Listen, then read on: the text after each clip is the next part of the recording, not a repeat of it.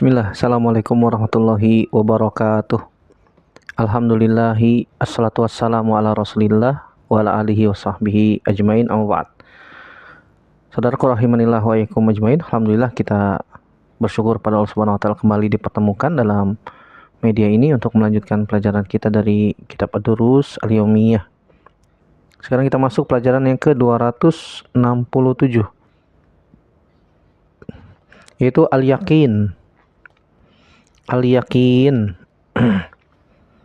Ketahuilah saudaraku rahimanillah wa yakum ajmain bahwasanya al-yakin adalah kuwatul imani wassabat. Al-yakin atau keyakinan adalah kekuatan iman dan ketetapan iman di dalam diri kita. Dan para ulama mengatakan bahwasanya al-yakin huwa sabatun wa imanun laisa ma'ahu syakkun biwajhin minal wujuh fayaral ghaibul ladzi akhbarallahu ta'ala anhu wa rasuluhu sallallahu alaihi wasallam ka'annahu hadirun baina yadayhi wa huwa a'la darajatil iman. Syekh Muhammad bin Shalih Al-Utsaimin rahimahullah ta'ala dalam syarah Riyadhus Shalihin di jilid 1 halaman 538 beliau mengatakan bahwasanya yakin itu adalah sabatun wa imanun, ketetapan dan keimanan, laisa ma'ahu syakkun, yang tidak disertai dengan keraguan, biwajhin minal wujuh, dari berbagai macam sisi. Fayaral ghaibu alladzi akhbarallahu ta'ala anhu wa rasuluhu ka'annahu hadirun baina yadayhi. Dia mendapatkan kabar tentang masalah-masalah yang gaib karena dia yakin berdasarkan dalil dari Al-Quran ataupun hadis Nabi SAW, seakan-akan dia melihatnya, hadir di antara di hadapannya, dan ini merupakan derajat keimanan yang paling tinggi, yang mana kita ketahui bahwasannya al-umur al-ghaibiyah, perkara-perkara gaib yang kita ketahui, maka harus berdasarkan dalil dari Al-Quran ataupun hadis Nabi Shallallahu Alaihi Wasallam. Tidak ada tempat bagi akal untuk masuk ke dalamnya, yaitu tentang perkara-perkara urusan masalah yang gaib. Nah, ketika kita mempelajari agama Islam ini dengan baik dan benar berdasarkan Al-Quran dan hadis Nabi SAW, berdasarkan dalil, maka itu akan memberikan faidah ilmu yakin, memberikan faidah ilmu yang yakin. Itu kekuatan iman dan ketetapan iman yang tidak disertai dengan keraguan sedikit pun juga. Al-yakin yusmiru samaratin jalilah. Keyakinan itu dapat membuahkan hal yang sangat agung. Di antaranya adalah tawakal kepada Allah Subhanahu wa taala. Kita akan membahas tentang permasalahan ini, yaitu al-yakin, yang mana seorang yang beriman, ya, dia yakin bahwasanya Allah Subhanahu wa taala adalah Rabb-nya. Dia yakin bahwasanya Allah Subhanahu wa taala telah mengutus seorang nabi dari kalangan bangsa Arab yang ummi, yang tidak bisa membaca ataupun tidak bisa menulis, sebagai khatamun nabiyyin, sebagai penutup para nabi dan rasul, itu Nabi kita Muhammad sallallahu alaihi wasallam. Kita akan baca beberapa dalil yang berkaitan tentang al-yakin. Yang pertama dari Al-Quran, surat Al-Ahzab ayat 22. Allah Subhanahu wa taala berfirman, walamma ra'al mu'minuna al-ahzaba qalu hadza ma wa'adana Allah wa rasuluhu wa sadaqallahu wa rasuluhu. Allah Subhanahu wa taala berfirman, dan ketika orang-orang yang beriman melihat ahzab, yaitu ahzab tawaif min qabail muta'addidah, yaitu sekumpulan orang-orang dari berbagai macam kabilah atau suku yang menyerang Nabi Shallallahu Alaihi Wasallam, bahkan mengepung Nabi Shallallahu Alaihi Wasallam di perang Ahzab yang terjadi tahun ke-5 Hijriyah, dan jumlah mereka sekitar 10.000 pasukan. dari orang-orang Quraisy dan juga kabilah-kabilah Arab yang lain yang menyerang kota Madinah atau mengepung kota Madinah. Walamma ra'al mu'minun al-ahzab, ketika orang-orang yang beriman melihat al-ahzab, yaitu koalisi suku-suku Arab yang menyerang Nabi SAW mengepung kota Madinah, qalu hadza ma wa'adanallahu wa rasuluhu. Mereka orang-orang yang beriman mengatakan, inilah apa yang telah Allah dan Rasulnya janjikan. Shadaqallahu wa rasuluhu. Maha benar Allah Subhanahu wa taala dan Rasulnya. Jadi orang-orang yang beriman ketika melihat pasukan yang sangat banyak, 10.000 pasukan, bayangkan. Sedangkan kekuatan kaum muslimin di kota Madinah ketika itu 3.000 atau 4.000 pasukan. 3.000 atau 4.000 pasukan bertahan. Nabi SAW membuat parit yang mengelilingi kota Madinah dari arah selatan.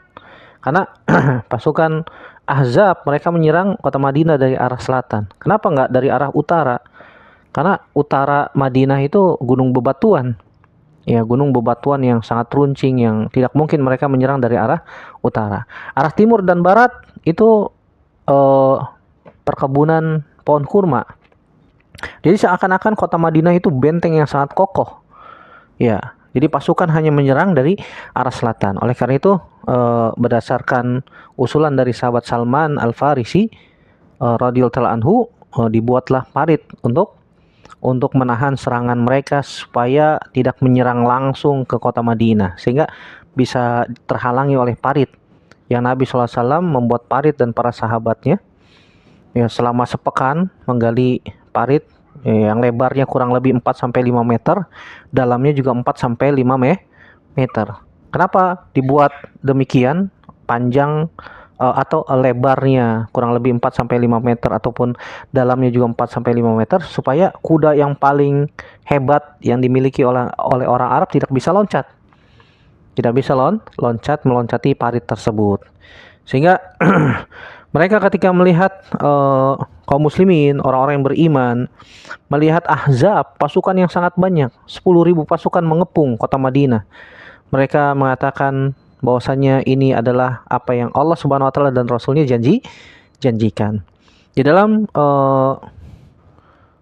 ayat yang lain dalam surat Al-Ahzab ayat 11 sebelumnya, Allah Subhanahu wa taala mengatakan, wa izzagatil absaru wa balagatil qulubul hanajira wa tazunnuna billahi dzununa hunalika betuliyal mu'minuna wa zulzilu zilzalan syadida. Kata Allah Subhanahu wa taala, ketika al-absar zagot, ya, ketika pandangan-pandangan itu tidak tetap, wa balagatil qulubul hanajir, dan ketika hati merasa sesak naik sampai ke tenggorokan, wa tazunnuna billahi dzununa, dan kalian mengira bahwasanya ada persangkaan yang sangat jauh. Waduh, kaum muslimin gak bakalan menang nih, apalagi orang-orang munafik ya. Orang-orang munafik mereka menyangka bahwasanya tidak akan menang. Pasukan sangat banyak yang akan menyerang kota Madinah ketika itu 10.000 pasukan. Makanya Allah mengatakan hunalika betuliyal mu'minuna wa zulzilu zilzalan syadida. Allah Subhanahu wa taala menguji orang-orang yang beriman dengan hal tersebut yang membuat hati merasa sesak. Tetapi orang yang beriman merasa bahwasanya yakin ini adalah apa yang Allah Subhanahu wa taala dan Rasulnya janjikan. Kemungkinan cuma dua, menang atau mati syahid. Menang, mereka akan mendapatkan kemuliaan. Mati syahid, mereka akan masuk surga. Selesai. Beda sama orang-orang beriman. Sehingga dari kejadian ini muncul ada beberapa golongan manusia ketika itu. Yang pertama, golongan orang-orang munafikun. Mereka orang-orang munafik yang Allah Subhanahu wa taala sebutkan, wa idz yaqulul munafiqun wallazina fi qulubihim marad ma wa'adanallahu wa rasuluhu illa gurura. Subhanallah. Orang-orang munafik ketika mereka mengatakan wallazina fi qulubihim marad, yang di dalam hati mereka terdapat penyakit. Mereka mengatakan ma wa'adanallahu wa rasuluhu illa gururo.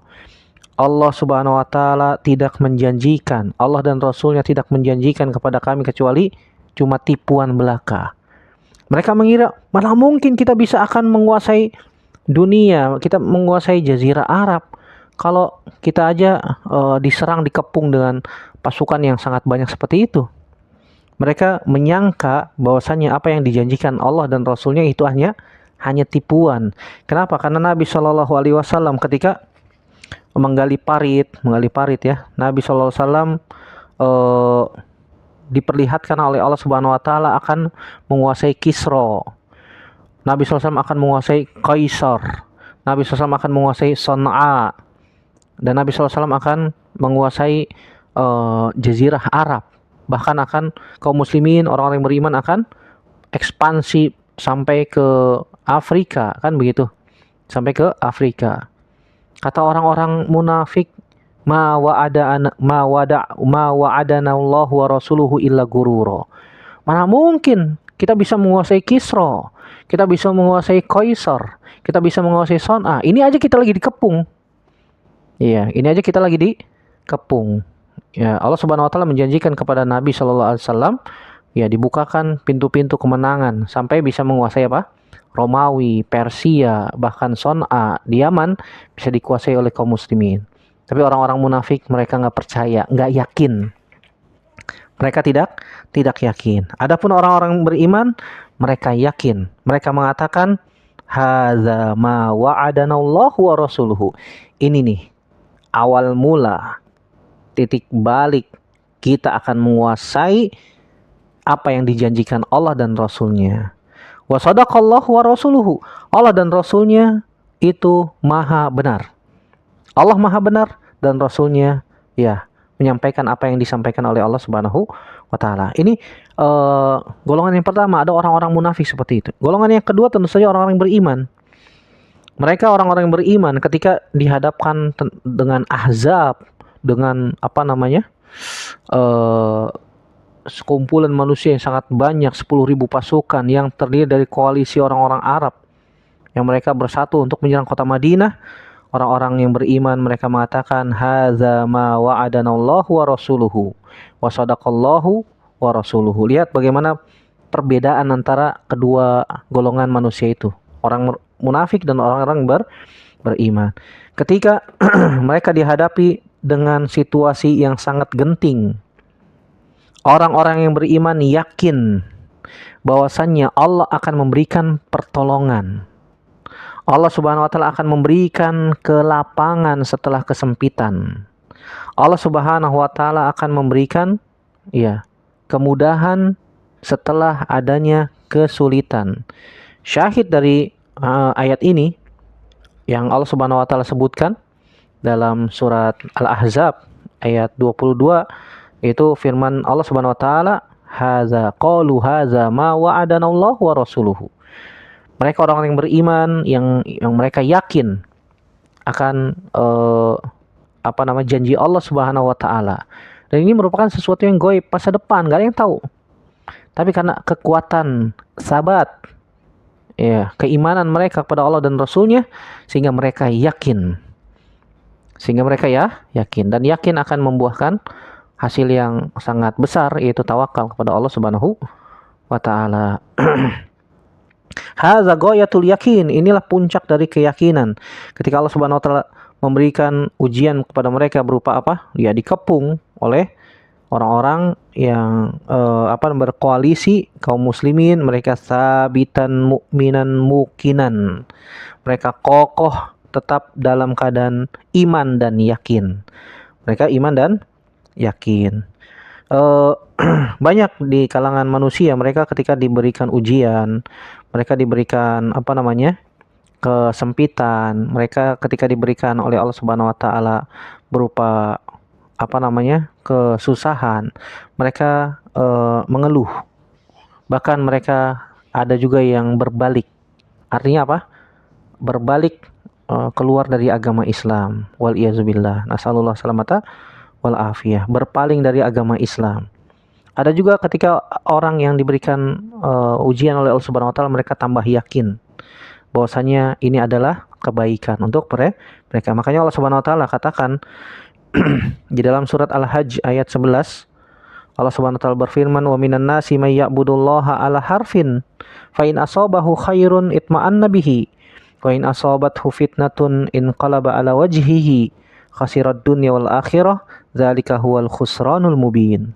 Kata Allah Subhanahu wa taala dalam surat Al-Hajj ayat 11, di antara manusia ada yang menyembah Allah hanya sekedarnya saja, ala taraf, ala harfin, ketika mendapatkan kelapangan aja, ketika mendapatkan kesempitan, ya, ketika mereka mendapatkan kebaikan, mereka tenang, mereka nyaman, mereka beribadah kepada Allah. Fa in asabahu khairun itma'anna bihi. Kalau mereka mendapatkan kebaikan, mereka merasa nyaman, merasa tenang. Tapi sebaliknya, wa in asabathu fitnatun inqalaba ala wajhihi. Tapi ketika ditimpa kesulitan, kepayahan, ya, menimpa mereka ya berbalik. Ya, artinya sampai ada yang menjual agamanya untuk kepentingan dunia, wal iazubillah. Sampai keluar dari agama Islam, sampai murtad, ya. Khasirat dunya wal akhirah, kata Allah. Mereka orang yang merugi dunia dan akhirat. Dzalika huwal khusranul mubin. Itulah kerugian yang nyata. Itulah kerugian yang nyata. Oleh karena itu kita nasihatkan untuk diri kita sendiri dan untuk semua kaum muslimin, maka jangan sampai kita menjual iman. Jangan sampai kita menjual iman. Jangan sampai kita menjual agama karena kepentingan dunia. Ya, jangan sampai kita keluar dari agama Islam sampai Allah Subhanahu wa taala yang mewafatkan kita. Makanya kita senantiasa minta kepada Allah Subhanahu wa taala hidayah agar tetap di atas Islam, minta hidayah tetap di atas sunnah, minta hidayah agar diberikan istiqomah di atas jalan tersebut, mengamalkan ilmu yang telah kita dapatkan, minta hidayah kepada Allah Subhanahu wa taala agar diwafatkan di atas Islam, di atas sunnah Nabi sallallahu alaihi wasallam sampai ya malaikat maut menjemput. Kita minta hidayah kepada Allah Subhanahu wa taala agar diberikan oleh Allah Subhanahu wa taala ya mampu menjawab pertanyaan munkar dan nakir, diberikan sabat, diberikan keteguhan, diberikan kekokohan. Dan kita juga minta kepada Allah Subhanahu wa taala hidayah agar diberikan kemudahan dalam hisab, dan juga kita minta hidayah kepada Allah Subhanahu wa taala agar dimudahkan melewati sirat, dan kita juga minta hidayah kepada Allah Subhanahu wa taala agar dimasukkan ke dalam surga Allah Subhanahu wa taala. Ya, kita khawatir saudaraku rahimanillah wa ikum ajmain, min zaigil qalb, dari tergelincirnya hati, dan kita minta kepada Allah Subhanahu wa taala senantiasa istiqomah as-sabat dengan membaca doa ya muqallibal qulub sabit qalbi ala dinik, wa ya musarrifal qulub sarrif qalbi ala taatik. Ya Allah yang membolak-balikan hati, ya teguhkanlah hati ini di atas agamamu. Wahai yang memalingkan hati, maka palingkanlah hati ini di atas ketaatan kepadamu. Kenapa? Karena hati manusia itu di antara jari jemari Allah Subhanahu wa taala. Bahwasanya ma min qalbin min qulubi bani Adam illa wa huwa baina usbu'aini min asabi'ir rahman yuqallibu kaifa yasha, in syaa aqamahu wa in syaa azaghahu wal iyaz billah. Bahwasanya hati manusia itu berada di jari-jari jemari Allah Subhanahu wa ta'ala. Allah Subhanahu wa ta'ala bolak-balikan hati manusia sekehendak Allah Subhanahu wa ta'ala. Kalau Allah berkehendak, Allah akan berikan keteguhan, sabat, ketetapan di atas keimanan dan keyakinan. Tapi siapa saja yang Allah Subhanahu wa ta'ala kehendaki hatinya menjadi tergelincir sehingga menjadi keluar dari jalur hidayah dari Allah Subhanahu wa ta'ala, sehingga dia sesat, sehingga dia keluar dari jalur Islam tersebut. Na'udzubillah. Dan kita mohon kepada Allah Subhanahu wa ta'ala agar diberikan ya ketetapan, keteguhan di atas iman sampai Allah Subhanahu wa taala wafatkan di atas agama Islam, di atas sunnah Nabi SAW, dan dalam keadaan melakukan ketaatan, ya. Amin ya rabbal alamin. Begitu juga di dalam ayat yang lain dalam surat Ali Imran ayat 174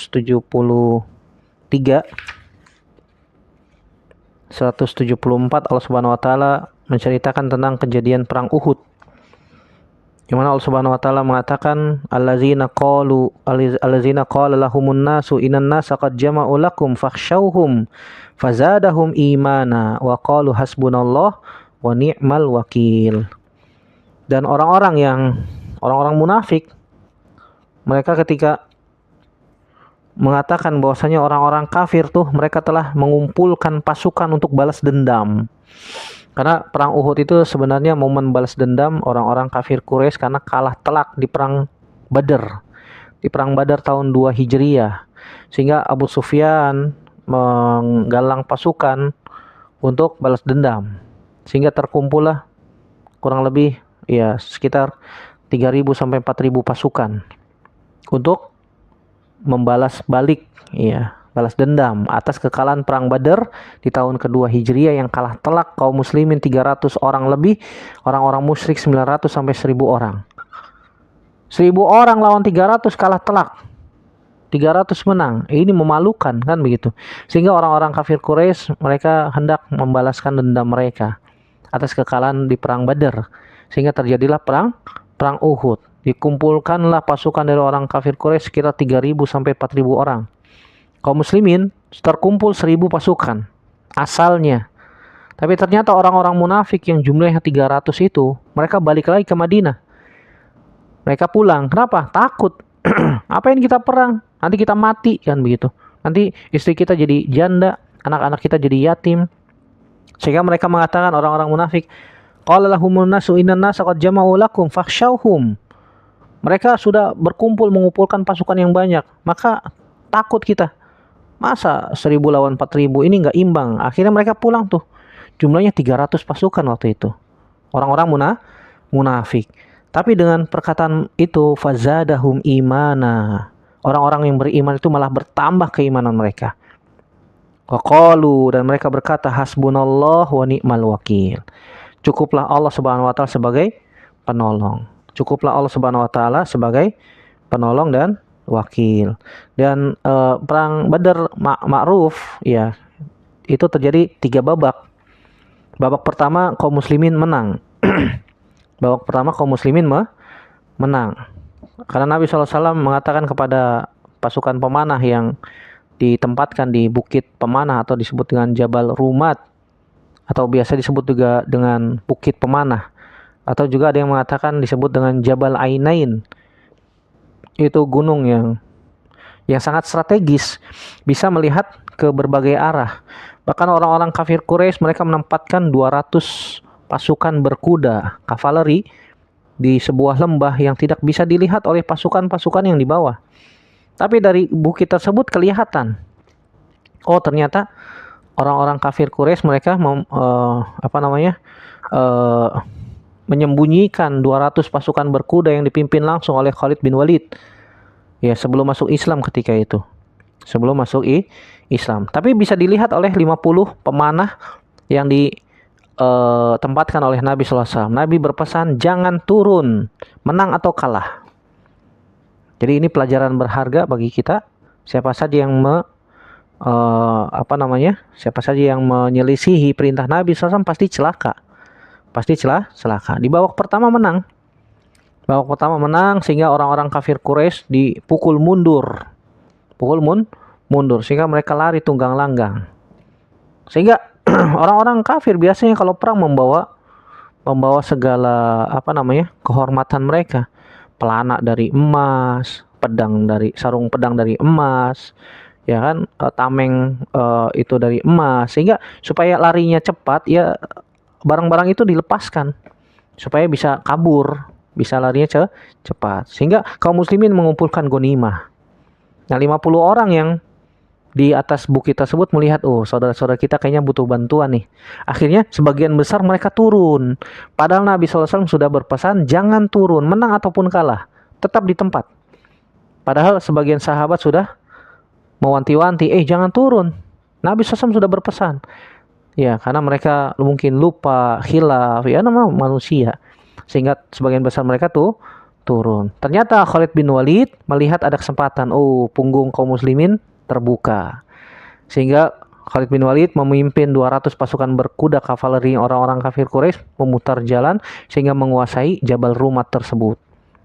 Sehingga ya pasukan kafir yang sudah lari tunggang langgang dipanggil lagi, "Oi, kita belum kalah nih." Akhirnya mereka balik lagi sehingga kaum muslimin dikepung dari depan dan belakang. Sehingga babak kedua kaum muslimin kalah. Nabi SAW pun terluka di perang Uhud. Ya, giginya tanggal dan Nabi SAW pipinya pun berdarah. Pipi Nabi SAW berdarah. Itu terjadi di hari Sabtu, Sabtu. Sehingga di keesokan harinya Allah Subhanahu wa taala di hari Ahad pada subuh Allah Subhanahu wa taala perintahkan kaum muslimin ya untuk kembali menyerang orang-orang musyrik. Ketika itu kaum muslimin tersisa 500 pasukan lebih. Ya, sekitar 70 pasukan kaum muslimin mati syahid. Ya sekitar kurang lebih segitu ya. Ya sekitar sekian lah. Sehingga kaum muslimin tersisa sekitar 500-an. Ya ada sekitar 200 pasukan lebih kaum muslimin itu ada yang meninggal, yang tewas sekitar 70 pasukan, sisanya luka berat. Bahkan sampai ada yang tidak bisa jalan. Jalan. Dibantu oleh saudaranya untuk diangkat kemudian dinaikkan ke atas kuda. Di pagi hari di hari Ahad ya Allah Subhanahu wa taala perintahkan mereka untuk kembali menyerang kaum musyrikin dengan catatan tidak boleh ditambah pasukan lagi. Ya, yang mengejar adalah pasukan yang kemarin di hari Sabtu tidak boleh ditambah. Tujuannya untuk menaikkan mental kaum muslimin. Karena itu pasukan intinya Nabi Shallallahu Alaihi Wasallam. Kalau pasukan inti Nabi Shallallahu Alaihi Wasallam mentalnya sudah jatuh, nanti diperintahkan jihad lagi berat. Makanya Allah Subhanahu Wa Taala ingin menaikkan mental mereka lagi. Kemudian mereka pun berjanji untuk bertemu oleh pasukan kaum musyrikin, perang lagi di sebuah tempat namanya Hamro Asad. Sebuah tempat yang pasirnya berwarna merah, Hamro Asad. Dan perang Hamro Asad ini termasuk masih bagian dari perang Uhud. Karena perang Uhud itu 3 babak. Nah, ternyata orang-orang kafir Quraisy mereka tidak mau meladeni kaum muslimin. Sehingga mereka takut. Allah Subhanahu wa taala memasukkan rasa takut ke dalam hati mereka sehingga mereka tidak datang. Intinya kaum muslimin di perang Hamro Asad menang DO. Kenapa? Karena musuhnya nggak mau datang, takut. Abu Sufyan mengatakan, "Oh, ini pasukan yang kemarin nih. Mereka kayaknya pasukan-pasukan yang sudah siap mati. Tidak ada manfaatnya kita ladenin mereka. Kemarin aja 1000 pasukan kita sudah kalah, tewas dalam 1 hari. Apalagi ditambah lagi, ini mereka meladeni pasukan-pasukan yang siap mati. Artinya akan terjadi kerugian besar bagi orang-orang kafir Quraisy kalau meladeni kaum muslimin ketika itu." Intinya mereka takut, tidak mau meladeni kaum muslimin untuk perang lagi. Ditunggu selama 3 hari oleh kaum muslimin di Hamro Asad. Dan selama 3 hari itu qadarullah ya, dengan izin dari Allah, pasukan-pasukan yang tadinya yang sakit parah, bahkan luka berat, itu berangsur-angsur dengan izin dari Allah sembuh. Dengan izin dari Allah Subhanahu wa taala sembuh, dan keyakinan mereka bertambah bahwasanya Allah Subhanahu wa taala akan memberikan kemudahan setelah kesulitan. Allah Subhanahu wa taala memberikan kemenangan setelah terjadinya kemarin sesuatu yang berat. Dan ini pelajaran yang sangat berharga bagi kaum muslimin. Bahwasanya keyakinan yang kuat kepada Allah Subhanahu wa taala akan menumbuhkan sesuatu yang baik untuk orang-orang yang beriman. Dan tentu saja ketika kita yakin bahwasanya Allah Subhanahu wa taala akan menepati janji. Allah Subhanahu wa taala la yukhliful mi'ad. Allah Subhanahu wa taala tidak menyelisih janjinya. Shadaqallahu wa rasuluhu, maha benar Allah dan Rasulnya. Penting bagi kita orang yang beriman yakin bahwasanya Allah Subhanahu wa taala akan senantiasa menolong orang-orang yang beriman. Demikian yang bisa kita sampaikan. Semoga yang sedikit ini bermanfaat untuk saya pribadi dan semua yang mendengarkan. Dan semoga Allah Subhanahu wa taala memberikan keteguhan kepada kita, keimanan yang kuat sampai Allah Subhanahu wa taala ya mengirim utusannya berupa malakul maut. Semoga Allah Subhanahu wa taala memberikan keteguhan kepada kita semua sampai Allah Subhanahu wa taala menutup usia kita dalam keadaan husnul khotimah, dalam keadaan ditutup dengan kebaikan dan dimasukkan ke dalam surga tanpa hisab, tanpa azab. Amin ya rabbal alamin. Semoga bermanfaat. Aku qouli hadza astaghfirullah li wa lakum subhanakallahumma bihamdik asyhadu an la ilaha illa anta astaghfiruka wa atubu ilaik. Assalamualaikum warahmatullahi wabarakatuh.